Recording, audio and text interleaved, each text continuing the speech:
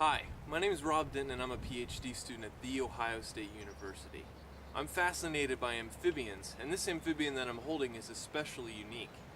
This is a unisexual salamander, meaning it's part of a group of all female salamanders that only give rise to female offspring. What makes this animal truly unique is that it's also a sexual thief.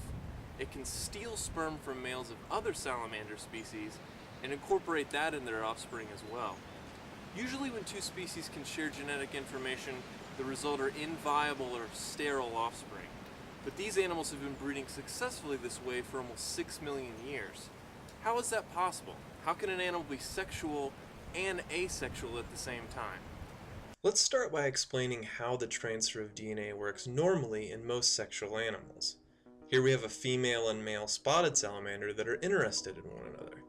When they mate, each partner contributes one copy of their DNA to the offspring. All of their babies will have two copies of DNA, one from their mother and one from their father.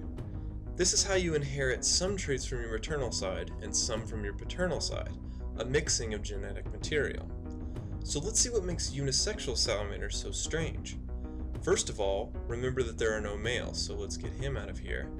Secondly, unisexual salamanders usually have more copies of DNA than other sexual species. In this case, 3 copies, where 2 are the same and 1 is different. Normally, these animals reproduce by cloning their own DNA and contributing it all to their offspring. The results are offspring that are all female and all the same genetically as their mother. But cloning isn't so strange. In fact, there are examples of organisms that clone themselves to reproduce across all of biodiversity, from crayfish to geckos. But the cloning isn't what makes these animals so special. Occasionally, a unisexual salamander will mate with the male of another species. In this case, we have the much larger tiger salamander. The male contributes a single copy of its DNA, and the female clones its DNA like it usually would.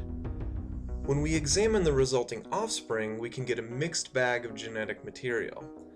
Some can be the clone of their mother, some a combination of all of their mother's DNA and the male's DNA, or even some of the male's DNA can swap for some of the female's DNA. Because these salamanders can steal genetic material from multiple other species, this mating system has the potential to create a wide amount of genetic diversity, everywhere from 2 to 5 copies of DNA from up to 5 other species. So why is this so important? The answer is that this system is the only one of its kind and could teach us a great deal about how DNA can be managed efficiently. But first, we would like to know if these salamanders gain any advantage by reproducing this way. These animals occur across a wide range of the eastern United States and Canada and are generally very successful. But we don't really know why they're so successful. Here in a place like Crawford County, Ohio, the ponds where they live and breed in during the spring are separated by large areas of agricultural land.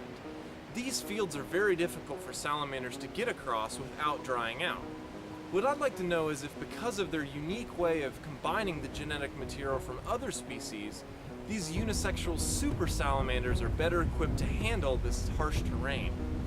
Take a visit to my SciFun page to learn more about these animals and for how myself and others are going to test some of these ideas, including salamanders on treadmills. That's right, salamanders on salamander-sized treadmills.